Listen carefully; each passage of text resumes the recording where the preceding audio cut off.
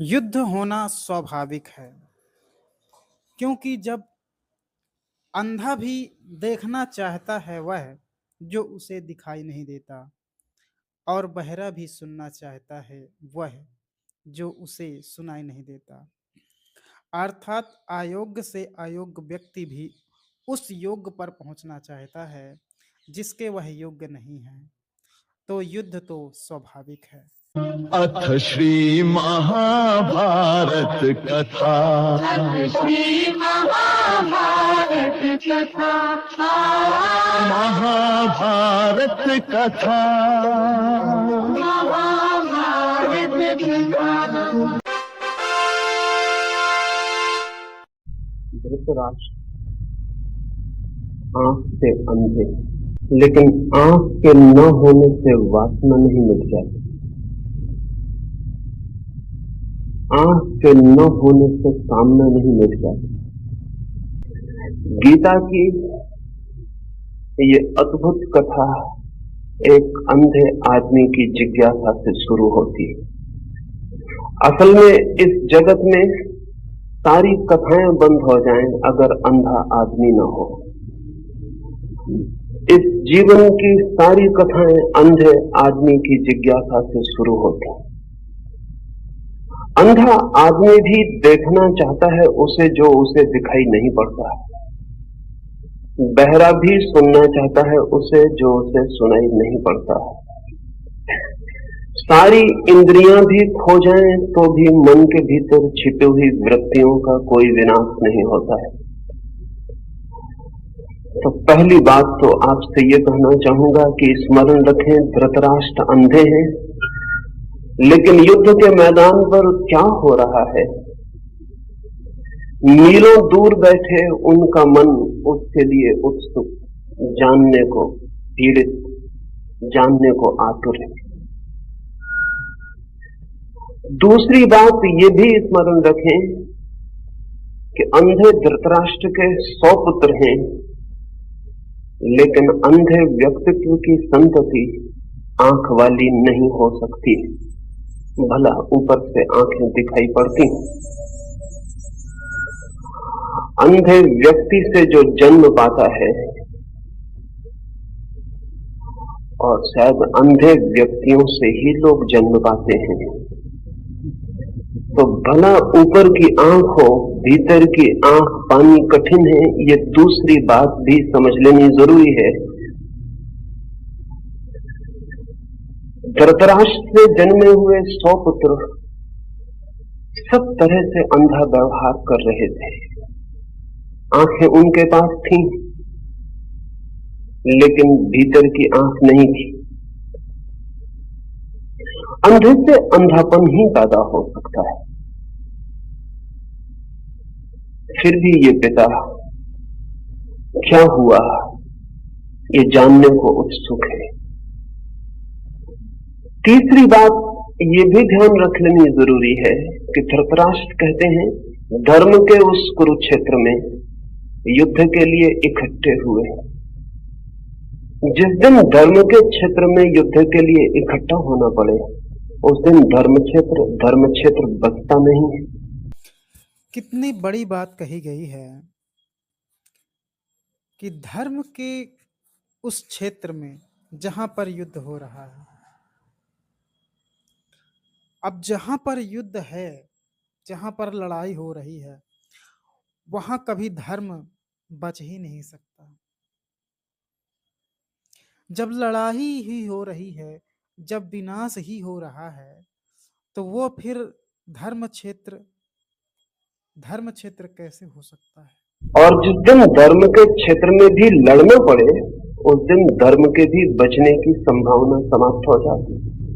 रहा होगा वो धर्म क्षेत्र, था नहीं, रहा होगा कभी, पर आज तो वहां एक दूसरे को काटने को आतुर सब लोग इकट्ठे हुए थे।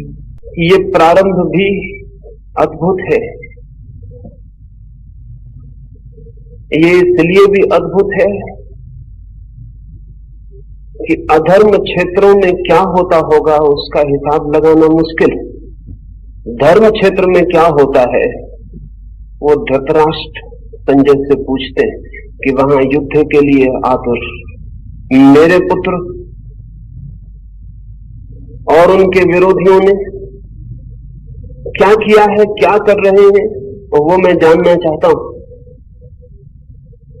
धर्म का क्षेत्र पृथ्वी पर शायद बन नहीं पाया अब तक, क्योंकि धर्म क्षेत्र बनेगा तो युद्ध की संभावना समाप्त हो जानी चाहिए। युद्ध की संभावना बनी ही है और धर्म क्षेत्र भी युद्धरत हो जाता है, तो हम अधर्म को क्या दोष दें, क्या निंदा करें। धर्म के नाम पर पृथ्वी पर जितने युद्ध हुए हैं, शायद अधर्म के नाम पर इससे बहुत ही कम युद्ध हुए हैं। तो धार्मिक होने से अच्छा है कि अधार्मिक हो जाना, क्योंकि धर्म का अर्थ है शांति। अधर्म के नाम पर जितनी अशांति फैली है धरती पर, शायद ही और किसी नाम पर फैली हो। सच तो यह है कि अधर्म के क्षेत्रों में शायद कम युद्ध हुए हैं, धर्म के क्षेत्रों में ज्यादा युद्ध हुए हैं। और अगर युद्ध और रक्तपात के हिसाब से हम विचार करने चलें तो धर्म क्षेत्र ज्यादा अधर्म क्षेत्र मालूम पड़ेंगे बजाय अधर्म क्षेत्रों के। ये व्यंग्य भी समझ लेने जैसा है कि धर्म क्षेत्र पर अब तक युद्ध होता रहा है और आज ही होने लगा है, ऐसा भी ना समझ लेना कि आज ही मंदिर और मस्जिद युद्ध के अड्डे बन गए हों। हजारों साल पहले जब हम कहें कि बहुत भले लोग थे पृथ्वी पर और कृष्ण जैसा अद्भुत आदमी मौजूद था, तब भी कुरुक्षेत्र के धर्म क्षेत्र पर लोग लड़ने को ही इकट्ठा हुए थे।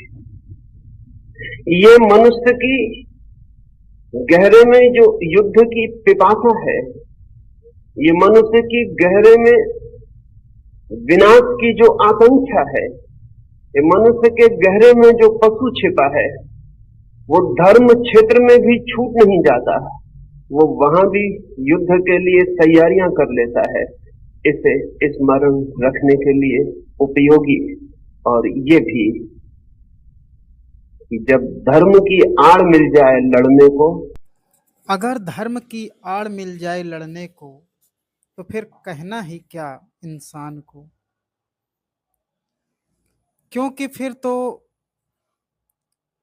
इंसान को लगता है कि मैं इसी के लिए जन्म लिया हूँ, इसी दिन के लिए जन्म लिया हूँ, धर्म की रक्षा करने के लिए। लेकिन सच तो यह है कि लोगों को पता ही नहीं है, और तथाकथित उनको जिन्होंने समझाया है उनको तो बिल्कुल भी पता नहीं है कि धर्म का अर्थ है शांति। जहाँ धर्म शब्द आ जाए, जहाँ धर्म के लिए लोग इकट्ठे हो जाएं, वहाँ शांति हो जाती है। लेकिन लोगों ने धर्म के नाम पर इतनी हिंसा, इतनी अशांति फैलाई है सदियों से, तो लड़ना और भी खतरनाक हो जाता है, क्योंकि तब जस्टिफिकेशन, तब न्याय युक्त भी मालूम होने लगता है। ये अंधे धृतराष्ट्र ने जो जिज्ञासा की है, उससे ये धर्म ग्रंथ शुरू होता है। सभी धर्म ग्रंथ अंधे आदमी की जिज्ञासा से शुरू होते हैं।